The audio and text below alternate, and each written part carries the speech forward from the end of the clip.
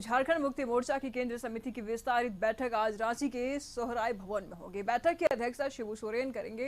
बैठक में गुरुजी के साथ पार्टी के कार्यकारी अध्यक्ष और मुख्यमंत्री हेमंत सोरेन भी उपस्थित रहेंगे।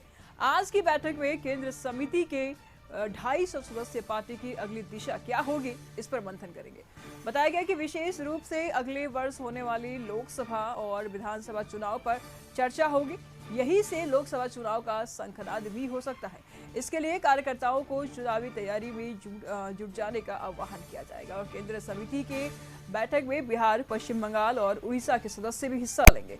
देश भर में बीजेपी के खिलाफ बन रहे महागठबंधन की जानकारी मुख्यमंत्री हेमंत सोरेन बैठक में देंगे और इसके बाद केंद्रीय समिति तय करेगी कि महागठबंधन को लेकर पार्टी का क्या रुख होगा। लोकसभा चुनाव से पार्टी कितनी सीटों पर किन किन राज्यों में लड़ेगी, इस पर भी चर्चा की जाएगी। चुनाव में पार्टी का मुख्य मुद्दा क्या होगा, ये भी केंद्र समिति तय करेगी। तमाम जानकारी के लिए न्यूज कोऑर्डिनेटर मनोज जी इस वक्त हमारे साथ जुड़ चुके हैं। मनोज जी, क्या कुछ जानकारी सामने आ रही है?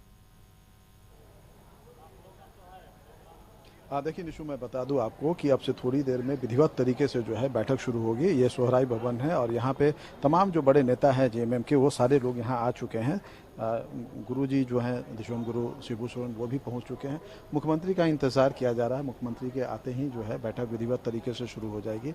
मैं बता दूं कि इस बैठक में तमाम जो प्रदेश के पदाधिकारी हैं, उनके अलावा तमाम जिला अध्यक्षों को बुलाया गया है और तमाम जो मंत्री हैं वो भी इस बैठक में शामिल है। तो एक तरह से कहा जाए, इस बैठक में लोकसभा चुनाव, विधानसभा चुनाव जो अगले वर्ष होना है, उसको लेकर के रणनीति तैयार की जाएगी। इसके साथ अगर हम बात करेंगे तो महागठबंधन को लेकर के किस तरीके से आगे चलना है, साथ ही जो विपक्षी एकता को लेकर के जो रणनीति बन रही है, जिस तरीके से पटना में पिछले दिनों बैठक हुई और उसके बाद जो महाराष्ट्र की घटना सामने आई है, तो इन सारी परिस्थितियों को देखते हुए कि आगे पार्टी किस दिशा में बढ़े, किस तरीके से बढ़े, इन सारे चीज़ों को लेकर के जो है इसमें चर्चा होने की बात सामने आ रही है। और लगातार जो विधायकों, सांसदों को आने का जो सिलसिला है वो यहाँ लगातार चल रहा है। और मैं बता दूँ आपको कि इस बैठक में इसके अलावे अगर हम ये तमाम जो अगर हम कहें चुनाव को लेकर के जो विपक्षी दलों की जो रणनीति है, उसके साथ साथ अगर हम बात करेंगे तो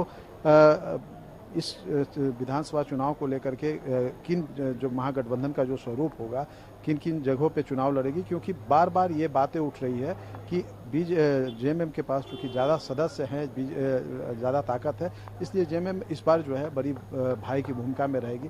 तो इन सारे चीज़ों को लेकर के चर्चा होनी है और इस चर्चा में क्या कुछ निकल करके आता है, यह देखना महत्वपूर्ण होगा। सबसे बड़ी बात यह है कि जिस तरीके से सारी चीज़ें चल रही हैं हाल के दिनों में, अगर हम देखेंगे तो महागठबंधन को लेकर के जो बातें सामने आई, जिस तरीके से यहाँ पे बिहार के जो मुख्यमंत्री हैं वो यहाँ पे आए थे विपक्षी एकता को लेकर के, यहाँ पे मुलाकात की थी। उसके बाद विपक्षी एकता को लेकर के फिर केजरीवाल जो है वो आए थे यहाँ पे हेमंत सोरेन से मदद मांगने के लिए, खास करके जो राज्यसभा में जो केंद्र सरकार के द्वारा जो अध्यादेश लाया है उसको गिराने को लेकर के।